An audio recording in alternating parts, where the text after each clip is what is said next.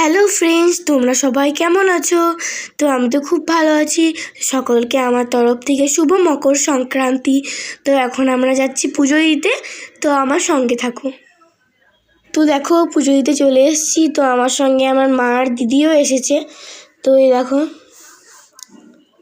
সব তোড়জোড় চলছে আর কি। পুজো শুরু হয়ে গেছে এখন। অনেক লোকই এসেছে পুজো দিতে, যেহেতু বছরের পুজো।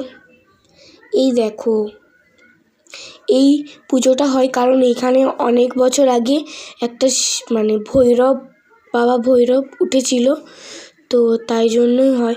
তো এখন বাড়ি চলে এসেছি দেখো। তো বাড়ি এসে এখন খাওয়া দাওয়া করবো আর কি। তো দেখো, এসে না এসে আমার দিদি বানাতে বসে গেছে সিঙ্গারা, আমরা খাবো তাই।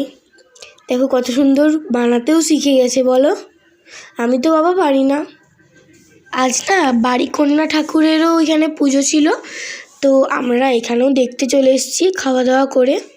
তো দেখো, এইটাও খুব পুরনোই, এটাও উঠেছিল। তারপর বিশ্রাম করে আমরা বিকেলবেলা ওইখানেই মেলা হয়, তো মেলায় চলে এসেছি। দেখো, খুব বড় মেলা হয় না, ছোটোখাটোই, তাও চলে এসেছি। আর আমরা এখানে দাঁড়িয়ে ঘুগনি খেতে চলে এসেছি।